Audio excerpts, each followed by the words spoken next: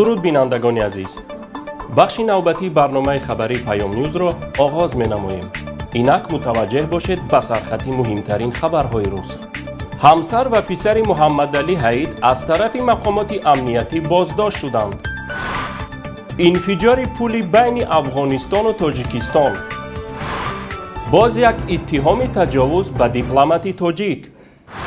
همسر و پسر محمد علی حید از طرف مقامات امنیتی بازداشت شدند. ظهر امروز بعد کافتوکاب منزل محمد علی حید، پسر او فیروز با مادرش صبرنیسا جورایوا بازداشت و به مکانی نامعلوم برده شدند. فیروز را که در کوچه بوده است، چند کارمند مقامات امنیتی خواستند بازداشت نموده به ماشین نشانند، ولی او فرار کرده به خانه اشان درآمده است. بعداً کارمندان مقامات امنیتی به خانه آنها درآمده آنجا را کافتوکاب کرده. بعد کافتوکاب فیروز و مادرش را بازداشت نمودند. با اطلاع همسایه ها 6 نفر با لباس ملکی آمده در را آنقدر سخت گفتند که نزدیک بوده است شکند. یک هفته اخیر نام محمد علی حید بنابر شکنجه شدنش در بازداشتگاه رسانه‌ای شده است. مقامات شکنجه شدن او را رد می‌کنند. با گمان غالب همسر و پسر محمد علی حید برای گرفتن بیانات علیه حزب نهضت اسلامی تاجیکستان و به اساس نشان دادن شکنجه محمد علی حید بازداشت شدند. از بینندگان عزیز خواهش می‌نمایم هر معلومات در این باره دارند لطفاً به ما ارسال نمایند. سخنگوی پلیس استان قندوز در شمال افغانستان حجرت الله اکبری اعلام کرد که گروه طالبان با انفجار پل راهبرد آلچین راه ترانزیتی افغانستان و تاجیکستان را با راه‌های ناحیه‌های امام صاحب، کلبات، قلعه زال و دشت ارچی مسدود کرد.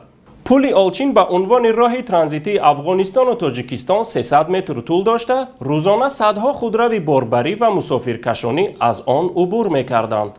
اکنون گروه طالبان روستای را در نزدیکی این پل در اختیار خود دارد و از آن به عنوان پایگاه نظامی برای حمله نیروهای این گروه استفاده خواهند کرد.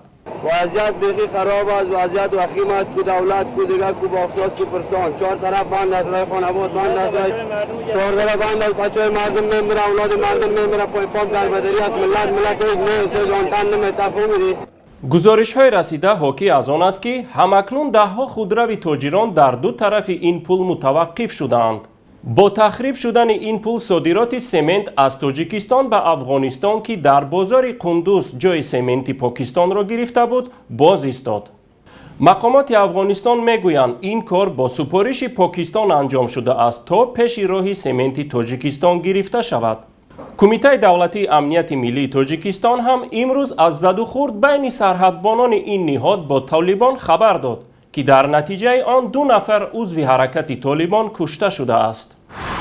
هفته گذشته در شبکه‌های اجتماعی از جمله یوتیوب نوار صحبت‌های تلفنی سراج الدین اسلف وزیر کارهای خارجی تاجیکستان، محمود جان صابرов سابق سفیر تاجیکستان در ترکمنستان و دیگر کارمندان دیپلماتی سفارت در رابطه به حادثه گویا تجاوز شدن یک دانشجوی ترکمن تحت عنوان بدبختی دیپلمات‌های تاجیک در ترکمنستان پخش شد. این نوار در شبکه تلویزیونی وطن ترکمنستان نشر شده است. گفته می شود که قبلا دیپلمات‌های تاجیک هنگام قاچاق مواد مخدر دستگیر شده بودند، اما با خواهش زیاد جانب تاجیکستان و به خاطر خلالدار نکردن دوستی خلق‌های ترکمن و تاجیک از آن جنایت چشم پوشی شد. این شبکه میگوید 26 ایون سال جاری کاتب سوم سفارت تاجیکستان در ترکمنستان قیومов غالبشاه هنگام کوشش تجاوز به ناموس دختری نابالغ در شهر ترکمنآباد دستگیر کرده شد. Шеф, у нас немного тут, как хайвай нашавет, маленькая проблема.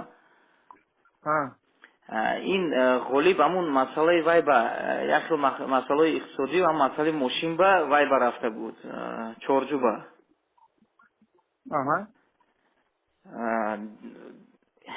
دینا так получилось ساعتهای 12 با این همون خانه با وای کتی دختر کتی قتلیان. از نوار معلوم می شود که این حادثه تا به رئیس جمهور دو کشور رسیده در آن سطح بررسی شده است و سفیر تاجیکستان بلافاصله ترک ترکمنستان کرده است. وای محمود جان اون گپی کلان شدگی اونجا در کلانش قطی کلانمون چی گپی گفتگی گپ تا همون درجه که خودتونم ای کار میگیرین دلت نزند بود بینی خطون فهمی خودی ما که برای همین سپاری شدگی حاجی را همونجا آمدن خب و دم چمدانوش گرفته بر آمده بیاید خیر خوش نکنه شما. جالب است که در این نوار از رئیس کمیته دولتی امنیت ملی سیمومین یتیموف نیز یاد می شود. اما یتیموف به این قضیه چی دخل دارد معلوم نیست. تو اما بجای که لازم باشد میریم وزیر ملما رئیس جمهور همش که رفته ملاقات میکنیم لازم شد من یتیم برم کتیز گازم کنیم میگرم مصرف کنیم. المپیاد ریو د ژانیرو که در این مسابقه پرشکوه زیاده از 10,000 ورزشگر از 207 کشور جهان اشتراک کردند به انجام رسید. از میان ورزشگران 207 کشور نمایندگان 87 مملکت صاحب مدال شدند. از اینها ورزشگران 59 دولت صاحب مدال طلا شده به مقام قهرمانی رسیدند. از روی حساب مدال ها ایالات متحده آمریکا با 121 مدال در مقام اول، بریتانیای کبیر با 67 مدال در مقام دوم، چین با 70 مدال در مقام سوم و روسیه با 56 مدال در مقام چهارم قرار دارند. از 7 ورزشگر تاجیک که در این المپیاد اشتراک کردند، تنها یک نفر دلشاد نظرов صاحب مقام اول و مدال طلا گردید و توفیل این ورزشگر قهرمان نام تاجیکستان در مقام 54 بین 207 کشور جهان قرار گرفت. بینندگان عزیز، حالا شما را به برخی از خبرهای دیگر منطقه و جهان مختصر آشنا می‌سازیم. دیروز 21 آگوست نخستین گروه حاجیان تاجیک به مدینه منوره رفته رسیدند.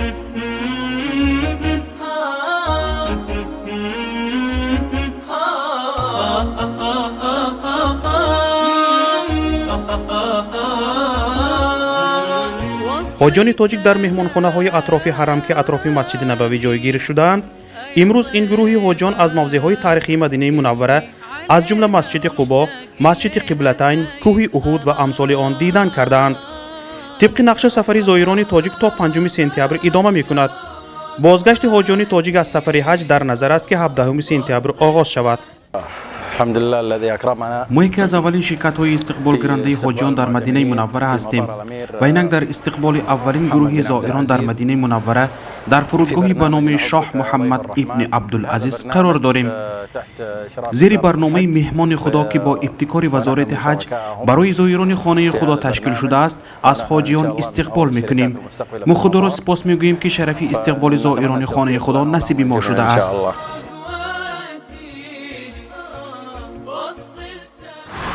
در ولایت ننگرهار افغانستان میان نیروهای ملی این کشور و حرکت طالبان جنگ‌های خونین به عمل آمده است که گفته می شود 50 تن از جنگنده‌های طالبان کشته شده اند. تاکید می گردد که 3 نفر از کشته شدگان را رهبران طالبان تشکیل می دهند. اما نمایندگان طالبان گفتند تلفات آنها این مقدار نیست و رهبران سازمان هم آسیب ندیده اند. مرگ طلب نابالغ 12-14 ساله انفجار در شهر غازی‌انتب ترکیه خود را انفجار داد. در نتیجه 51 نفر به هلاکت رسیده، همچنین 69 کسی دیگر جراحت برداشتند که وضع 17 نفر آنها نگران کننده ارزیابی می شود. این حادثه در یک توی عروسی به وقوع پیوسته است.